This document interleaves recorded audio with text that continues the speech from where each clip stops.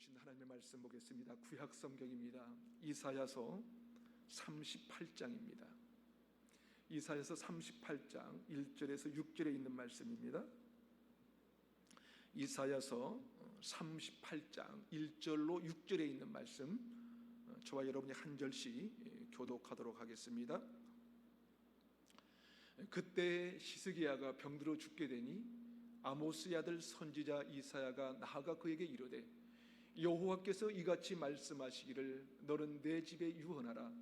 내가 죽고 살지 못하리라 하셨나이다 하니, 히스기야가 얼굴을 벽으로 향하고 여호와께 기도하여 이르되, 여호와여 구하오니 내가 주 앞에서 진실과 전심으로 행하며 주의 목전에서 선하게 행한 것을 기억하옵소서 하고, 히스기야가 심히 통곡하니 이에 여호와의 말씀이 이사야에게 임하여 이르시되, 너는 가서 히스기야에게 이르기를, 내 조상 다윗의 하나님 여호와께서 이같이 말씀하시기를, 내가 내 기도를 들었고 내 눈물을 보았노라.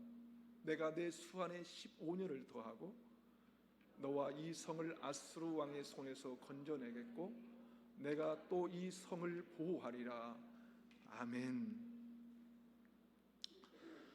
기도해가는 책을 8권이나 쓴 이엠 바훈주라는 목사님의 말씀 중에 이런 글이 있습니다. 기도라는 것은 하나님과 싸우는 씨름꾼의 마음가짐을 가질 때라야만 그 기도가 가장 고상한 기도가 될 수가 있고 가장 위대한 응답을 받을 수 있다. 여러분, 무슨 말입니까? 기도라는 것은 하나님을 붙잡고 끝을 볼 때까지, 마지막 결론을 얻을 때까지 그분을 놓지 않는 씨름꾼의 마음가짐을 가지는 것, 그것이 가장 고상한 기도라는 거예요.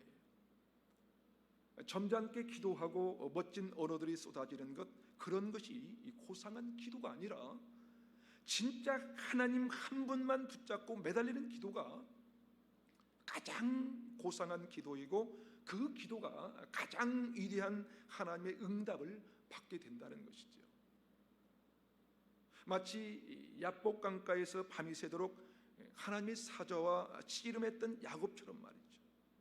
그런데 여러분, 이 야곱이 야복강가에서 씨름했던 기도를 생각해보면 이상하지 않습니까? 여러분, 하나님께서 말씀 한마디만 하시면 야곱을 무너뜨릴 수 있었을 거예요.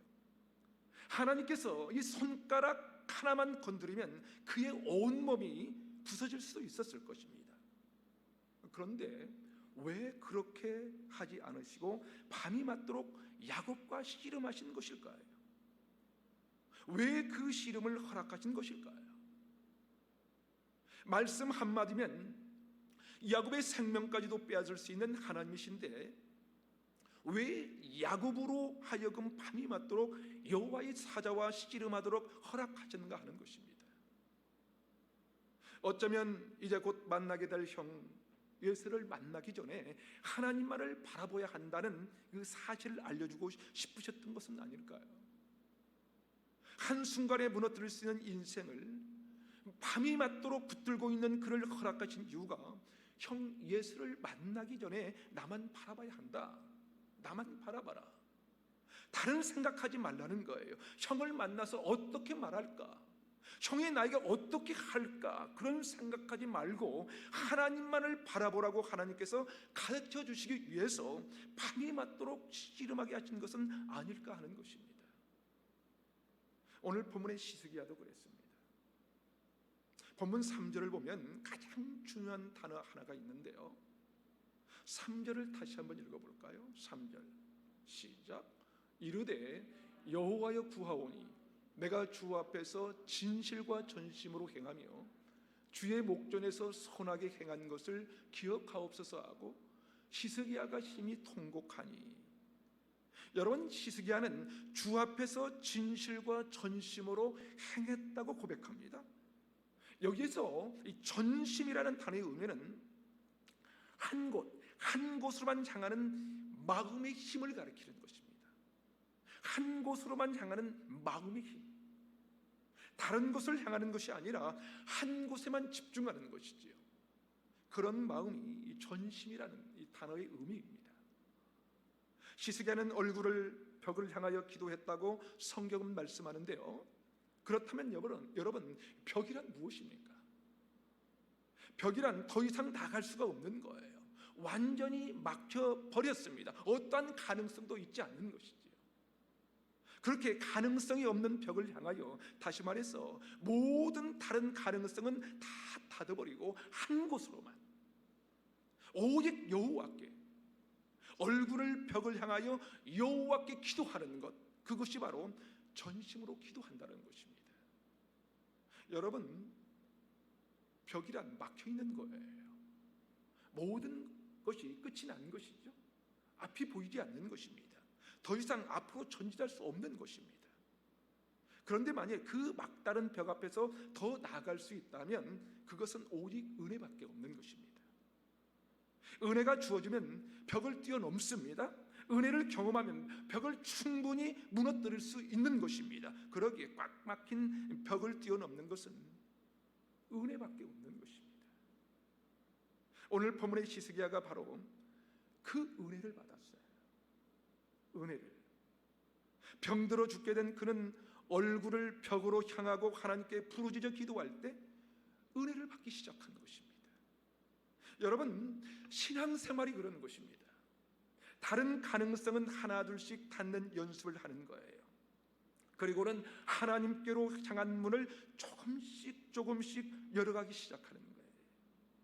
왜냐하면 우리가 하나님만을 향할 때 그분의 크고도 깊은 은혜가 쏟아지기 때문에 그래요. 오늘 말씀을 보면 하나님께서 히스기야에게 은혜를 주십니다. 어떤 은혜를 주시느냐면요, 너의 수명을 15년을 더해 줄 것이라고 하시는 것이지, 너의 생명의 기한을 15년 연장해 줄 것이라고 말씀합니다. 그렇습니다. 은혜는요, 가장 먼저 나에게 와야 되는 거예요. 나에게 와야 됩니다. 은혜는 먼저 저와 여러분에게 와야 한다는 거예요. 그래야 그 은혜로 삶을 다시 살 수 있는 힘을 얻게 된다는 것입니다. 은혜를 받아야 이 고통스러운 상황을 견뎌낼 수가 있는 것입니다. 은혜를 받아야 슬픔 속에서도 기쁨의 찬송을 부를 수가 있는 거예요.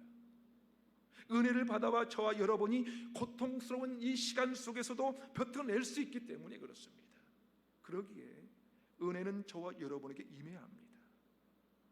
그런데 오늘 성경을 보면 은혜가 나에게만 주어져서는 안 된다고 말씀합니다. 오늘 본문 6절을 함께 읽어보겠습니다. 6절 함께 읽겠습니다. 시작. 너와 이 성을 아수르 왕의 손에서 건져내겠고 내가 또 이 성을 보호하리라. 나에게만 주어지는 은혜를 사모하게 되고 그 은혜만을 받고 사는 인생이 되면 지극히 이기적인 존재가 되고 말 것입니다. 지극히 이기적인 기독교가 될 수밖에 없을 거예요.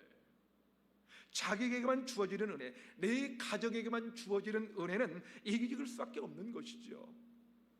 내 자식에게만 은혜가 주어지길 바란다면 우리는 모두 자기에게만 몰두하는 이기적인 신앙인이 될 것입니다. 그런데 오늘 성경은 그렇게 말하지 않습니다. 너의 생명을 연장해 줄 뿐만 아니라 너와 예루살렘 성을 건져내겠다고 말씀하시는 것입니다. 그렇습니다. 하나님의 은혜는요, 나를 뛰어넘는 거예요. 나를 뛰어넘어 내가 기도하는 것보다 더 넘치도록 허락하신다는 것입니다. 에베소서 3장 20절은 그렇게 말씀합니다. 우리가 구하거나 생각하는 모든 것에 더 넘치도록 능히 하실 이에게. 그렇습니다.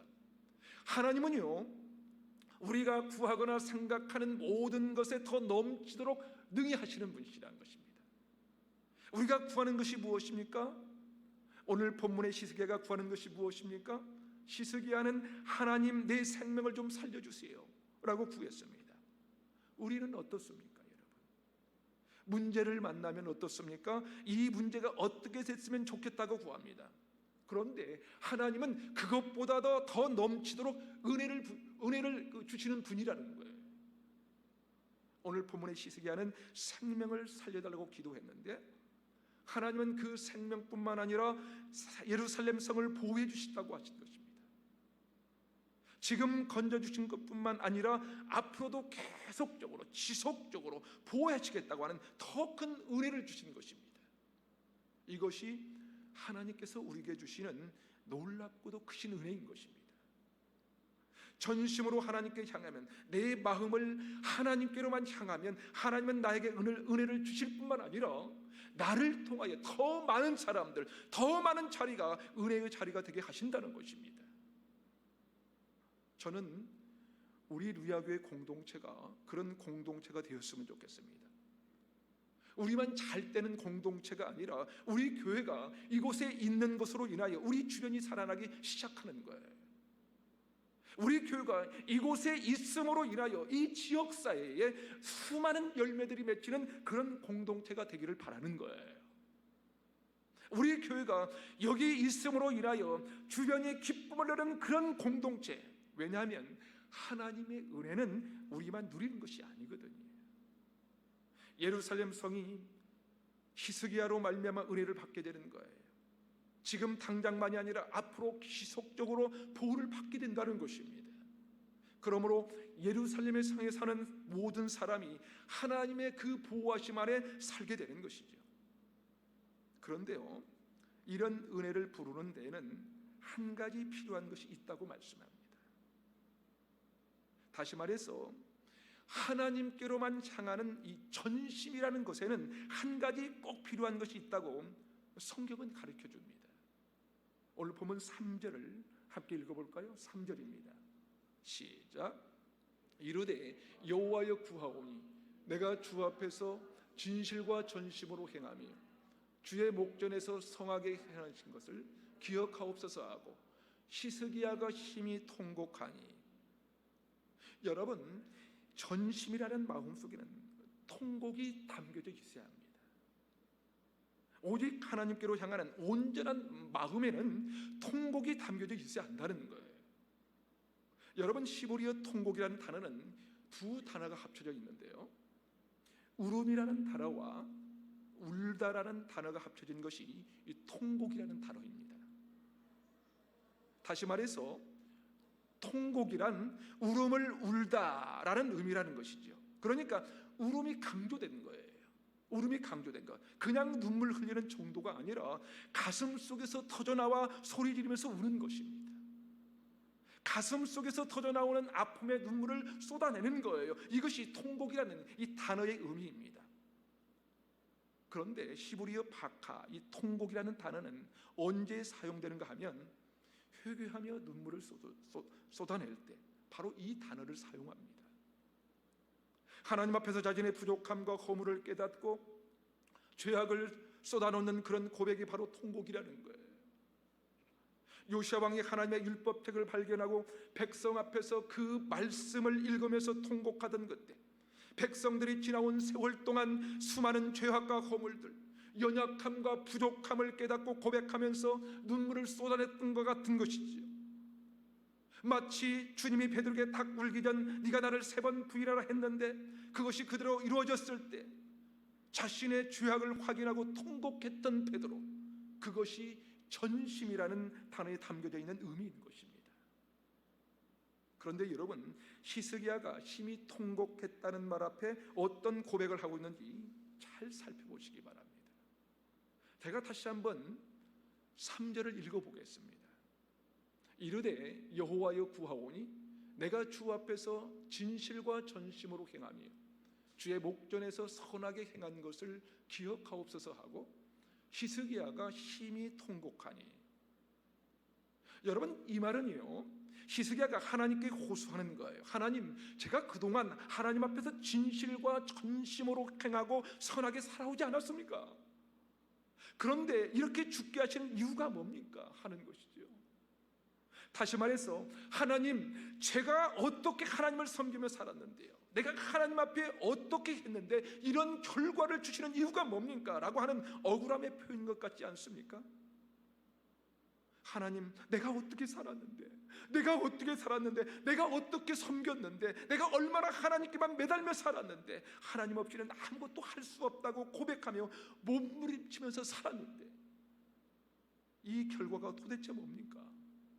왜 나에게 이런 일이 일어나는 것입니까? 라고 하는 억울함에 눈물 같지 않습니까? 사랑하는 여러분, 우리도 그럴 때가 있지 않습니까? 하나님, 제가 어떻게 살았는데 저한테 이런 일이 일어납니까?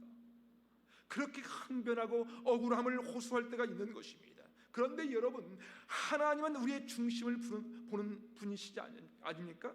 중심을 보시는 분이 아닙니까? 그렇다면 히스기야의 고백과 통곡을 들으면서 무슨 생각을 하셨을까요? 아니, 그렇게 하나님 앞에서 자신 있게 항변하지만 사실 다시 한번 깊이 생각해 보면 우리 안에 깊은 죄와 허물이 없는 사람이 누구 있겠습니까?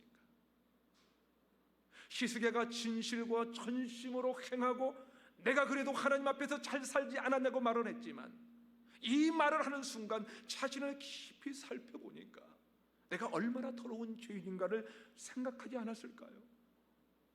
여러분, 하나님의 은혜는요, 중심을 통하여 오는 것입니다. 내가 아무리 잘난 것처럼 얘기를 해도 한 번 더 생각해 보면 그 마음 안에 저는 하나님 앞에 설 수 없는 죄인입니다. 돌아보니 하나님 앞에서 부끄러워 숨을 수밖에 없는 존재입니다 라는 마음이 어찌 없겠는가 하는 것입니다.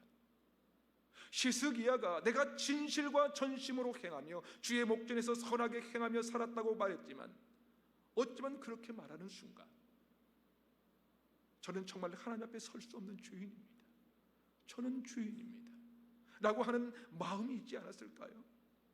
하나님께서 바로 히스기야의 그 마음 중심을 보셨던 것입니다. 저는 히스기야의 이야기를 읽고 묵상하면서 그런 생각을 해봤습니다. 내가 가족들 앞에서 큰 소리치고 있지만 사실 돌아보면 내가 부족한데 가장으로, 아버지로 세워주셨구나 하는 것을 깨닫는 것, 그것이 바로 은혜가 아닐까 하는 거예요. 그런데 만약 가족들을 향하여, 마음에 안 드는 남편이나 아내를 향하여, 내 마음처럼 하지 않는 자식들을 향하여 난 잘하고 있는데 넌 뭐 했어? 넌 왜 늘 그 모양이라고 한다면 그 가정에 은혜가 있을까요? 아니죠. 그게 아니라 자신을 생각하면서 내가 얼마나 부족한데 이 가정의 가장으로, 이 가정의 엄마로 세워주셨나 생각할 수 있다면 그 가정은 정말로 행복한 가정, 은혜로운 가정이 될 것입니다.